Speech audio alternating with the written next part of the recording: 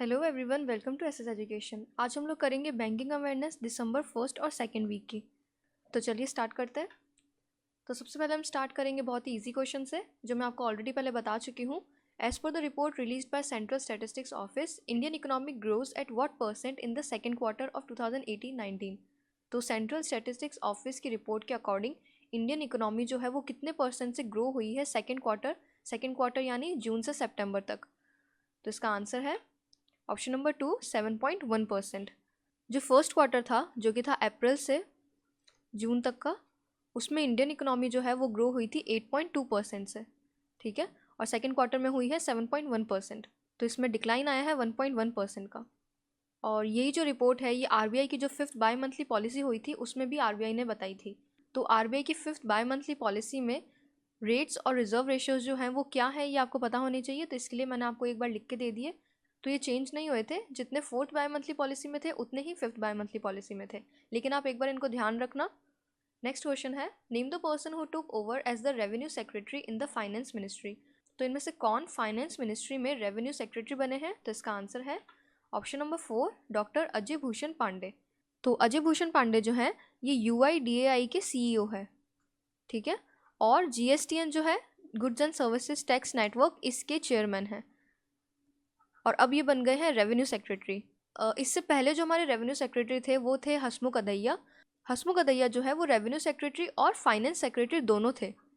ठीक है, तो अब हसमुख अदहिया जो है वो रिटायर हो गए हैं, तो उनकी जगह रेवेन्यू सेक्रेटरी अब बन गए हैं अजय भूषण पांडे, और फाइनेंस सेक्रेटरी बने हैं अजय नारायण झा। ठीक है, तो ये दोनों आपको ध्यान रखने हैं। तो जितने भी लेटेस्ट अपॉइंटमेंट्स हुए हैं वो मैंने यहाँ पर लिख दिए हैं दिसंबर फर्स्ट और सेकेंड वीक के। तो सबसे पहले फाइनेंस सेक्रेटरी बने हैं अजय नारायण झा।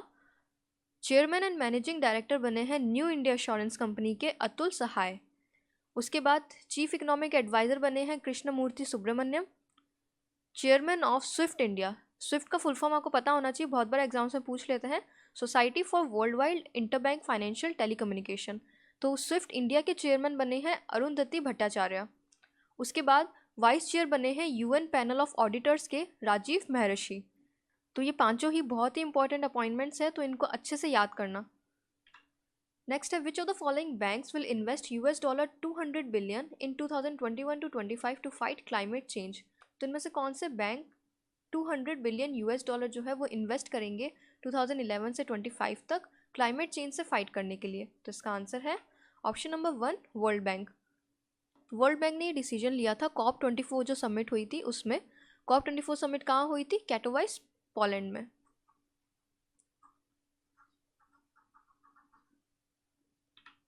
नेक्स्ट है, private sector Yes Bank appointed which former chief of IRDAI and LIC as additional director independent on its board. तो येस बैंक ने इनमें से कौन से IRDAI और LIC के चीफ को इंडिपेंडेंट डायरेक्टर अपने बोर्ड के लिए अपॉइंट कर दिया है? तो इसका आंसर है ऑप्शन नंबर 2, TS विजयन। और आपको इसके साथ ये भी ध्यान रखना है कि येस बैंक की जो MD और CEO को सिलेक्ट करने की जो सर्च कमेटी है उसके भी मेंबर है TS विजयन और OP भट्ट, ये दोनों। तो TS विजयन पहले IRDAI और LIC दोनों के चीफ थे। IRDAI के अब चीफ कौन है? वो है Subhash Chandra Khuntia. Next question, according to SBI research report, credit to micro and small enterprises has increased how much times to ₹1.23 lakh crore in the post GST period. तो SBI रिसर्च रिपोर्ट के अकॉर्डिंग माइक्रो और small enterprises को जो credit देते हैं वो कितना times increase हो गया है, और अब कितना हो गया है? 1.23 लाख करोड़ GST पीरियड के बाद। तो इसका आंसर है ऑप्शन नंबर 1, 5 टाइम्स। यानी कि जो हमारे माइक्रो और स्मॉल एंटरप्राइजेस हैं उनको अब ज़्यादा क्रेडिट मिलने लग गया। नेक्स्ट है, HDFC Ergo general insurance company announce tie up with which bank for distribution of HDFC Ergo's non life insurance offerings to the customers of the bank through its network branches. तो HDFC Ergo general insurance company ने इनमें से कौन से bank के साथ एक tie up किया है ताकि उसके कस्टमर्स को वो नॉन लाइफ इंश्योरेंस जो भी सर्विसेज है वो प्रोवाइड कर सके? तो इसका आंसर है ऑप्शन नंबर 4, फेडरल बैंक।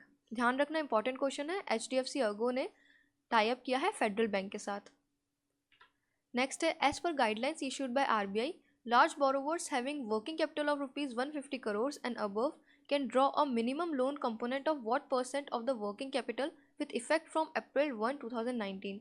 तो आरबीआई ने रिसेंटली अभी एक गाइडलाइंस दी है जिसमें उन्होंने बोला है कि जो लार्ज बोरोवर्स है जिनकी वर्किंग कैपिटल जो है वो 150 करोड़ से ज़्यादा है, ठीक है, या तो 150 करोड़ है या फिर उससे ज़्यादा है, तो वो अपनी वर्किंग कैपिटल का कितना परसेंट लोन जो है वो ले सकते हैं। तो इसका आंसर है ऑप्शन नंबर 3, 40%। ये गाइडलाइंस जो है ये इफेक्टिव हो जाएगी 1 अप्रैल 2019 से। और इसमें आपको ये भी ध्यान रखना है कि ये जो लार्ज बोरोवर्स है इनकी वर्किंग कैपिटल 150 करोड़ या फिर इससे ज़्यादा होनी चाहिए। नेक्स्ट है what amount of currency swap agreement was sign between India and UAE. तो इंडिया और यूएई ने अभी recently currency swap agreement sign किया था, तो वो कितने अमाउंट का किया था? तो इसका आंसर है ऑप्शन नंबर 1, ₹35 बिलियन। अब करेंसी स्वैप एग्रीमेंट होता क्या है? देखो, जैसे इंडिया और यूएई ने अभी करेंसी स्वैप एग्रीमेंट साइन किया है, तो इन दोनों के बीच में कभी भी कोई लोन देना होगा एक कंट्री को दूसरी कंट्री के लिए, या फिर कोई भी डेट चुकाना होगा, तो उस टाइम ये लोग अपनी लोकल करेंसी में, यानी कि इंडिया की कौन सी करेंसी है? रुपी, और यूएई की करेंसी क्या है? दिरहम। तो उस टाइम ये लोग इस लोकल करेंसी में लोन या फिर डेट जो भी है वो चुका पाएंगे, ना कि यूएस डॉलर में, ठीक है। हमेशा जो भी फाइनेंशियल जितने भी एक्सचेंजेस होते हैं दो कंट्रीज़ के बीच में वो मोस्टली यूएस डॉलर में होते हैं। तो इसमें मेन चीज़ यही है कि इन दोनों कंट्रीज़ के बीच में जो भी करेंसी का एक्सचेंज होगा वो अब इनकी लोकल करेंसीज में होगा, ना कि यूएस डॉलर में। इसको बोलते हैं करेंसी स्वैप एग्रीमेंट। और ये किया किस लिए है? यूएस डॉलर की जो डिपेंडेंसी है उसको रिड्यूस करने के लिए, ठीक है। तो इंडिया और यूएई ने जो करेंसी स्वैप एग्रीमेंट किया है वो किया है 35 बिलियन रुपीज़ का।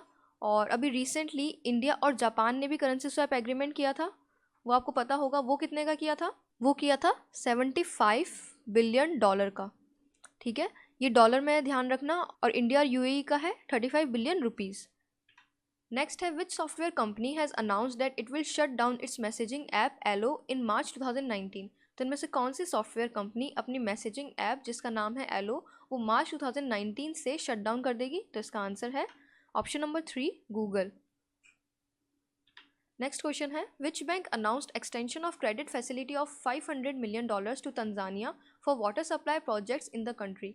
तो इनमें से कौन से बैंक ने क्रेडिट फैसिलिटी जो है उसको एक्सटेंड कर दी है? अब कितनी कर दी है? $5 मिलियन डॉलर्स की, तंजानिया के लिए वहाँ के वाटर सप्लाई प्रोजेक्ट्स को हेल्प करने के लिए। तो इसका आंसर है option number 2, Exim Bank. Exim Bank का फुल फॉर्म है एक्सपोर्ट इम्पोर्ट बैंक। इसका हेडक्वार्टर है मुंबई में।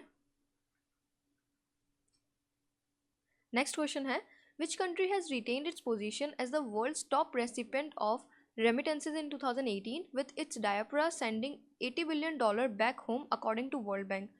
तो वर्ल्ड बैंक के अकॉर्डिंग इनमें से कौन सी country top recipient of remittances है 2018 के अंदर, और उसने $80 बिलियन जो हैं वो अपनी कंट्री में वापस भेजे हैं? तो इसका आंसर है ऑप्शन नंबर 4, इंडिया। तो इंडिया ने अपनी पोजीशन जो है उसको रिटेन किया है। रेमिटेंसेस क्या होते हैं आप सबको पता ही होगा, अगर नहीं पता है तो मैं आपको बता देती हूँ। कोई भी, मान लीजिए इंडिया का कोई भी इंसान अगर दूसरी कंट्री में काम करने जाता है तो वहाँ पर जितने भी रुपीस या फिर डॉलर जितने भी कमाएगा वो इंडिया में जब वापस उसको भेजता है मनी को, उसको बोलते हैं रेमिटेंसेस, ठीक है। तो इंडिया के जो लोग हैं वो सबसे ज़्यादा रेमिटेंसेस अपने घर पे भेजते हैं। नेक्स्ट है which bank has signed a loan agreement worth $100 million with Green Climate Fund to boost rooftop solar power capacity projects through the private sector participation. तो इनमें से कौन से बैंक ने एक लोन एग्रीमेंट साइन किया है $100 मिलियन का? किसके साथ? ग्रीन क्लाइमेट फंड के साथ, rooftop solar power capacity projects को बूस्ट करने के लिए। तो इसका आंसर है option number 3, NABARD, national bank for agriculture and rural development. NABARD का हेडक्वार्टर है मुंबई के अंदर, और इसके चेयरमैन का नाम भी आपको ध्यान रखना है। इनके चेयरमैन का नाम है हर्ष कुमार भनवाल, ठीक है। नाबार्ड से रिलेटेड एक और चीज़ आपको ध्यान रखनी है कि union minister of agriculture and farmers welfare, जिनका नाम है Shri Radha Mohan Singh, launched a portal ensure national livestock mission EDEG developed by NABARD. तो union minister of agriculture and farmers welfare जो है श्री राधा मोहन सिंह, उन्होंने एक पोर्टल लॉन्च किया है जिसका नाम है एंश्योर। तो इस पोर्टल को डेवलप किसने किया है? इस पोर्टल को डेवलप किया है नाबार्ड ने। तो ये भी क्वेश्चन आपसे पूछ सकते हैं, तो इसको ध्यान रखना।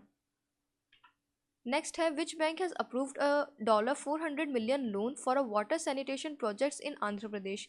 तो इनमें से कौन से बैंक ने $400 मिलियन का लोन दिया है आंध्र प्रदेश को उसके वाटर सैनिटेशन प्रोजेक्ट के लिए? तो इसका आंसर है option number 2, Asia Infrastructure Investment Bank. AIIB जो है इसका हेडक्वार्टर है बीजिंग, चाइना में। नेक्स्ट है, Reserve Bank of India imposed a fine amounting to how much rupees on Indian Bank for violating cyber security norms. तो Reserve Bank of India ने Indian Bank पे कितने अमाउंट का fine लगाया है क्योंकि उसने वायलेट किया था साइबर सिक्योरिटी नॉर्म्स को? तो इसका आंसर है ऑप्शन नंबर 1, ₹1 करोड़। और इंडियन बैंक जो है इसका हेडक्वार्टर है चेन्नई में। नेक्स्ट है, who resign from prime minister Narendra Modi's economic advisory council. तो इनमें से किन ने प्राइम मिनिस्टर नरेंद्र मोदी की जो इकोनॉमिक एडवाइजरी काउंसिल है उससे रिजाइन कर दिया है? तो इसका आंसर है option number 2, Surjit Bhalla. Next है, name the author of the book of counsel the challenges of the Modi Jaitley economy. तो of counsel the challenges of Modi Jaitley economy book जो है, इस बुक के ऑथर कौन है? तो इसका आंसर है ऑप्शन नंबर 3, अरविंद सुब्रमण्यम। तो इस बुक के ऑथर है हमारे former chief economic adviser Arvind Subramanian. Next है, Reserve Bank of India has allowed which bank to open 40 new branches releasing the restriction it had put on the bank for opening new branches in सितंबर 2019। तो Reserve Bank of India ने इनमें से कौन से bank पे restriction लगा दिया था कि वो अब अपनी नई ब्रांच नहीं खोल सकते? अब उस रिस्ट्रिक्शन को इन्होंने हटा दिया है और अब वो बैंक 40 न्यू ब्रांचेस खोलेगा। तो इसका आंसर है ऑप्शन नंबर 4, बंधन बैंक। और बंधन बैंक का हेडक्वार्टर है कोलकाता, वेस्ट बंगाल में। नेक्स्ट है, Securities and Exchange Board of India has renamed the institutional trading platform as. तो सेबी ने अपने इंस्टीट्यूशनल ट्रेडिंग प्लेटफॉर्म का नाम चेंज कर दिया है। अब उसका नाम क्या है?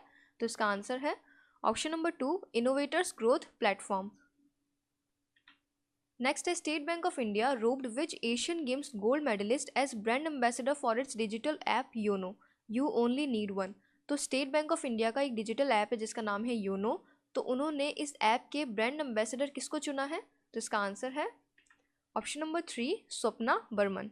तो स्वप्ना बर्मन ने एशियन गेम्स में गोल्ड मेडल जीता था हेप्टैथलॉन में।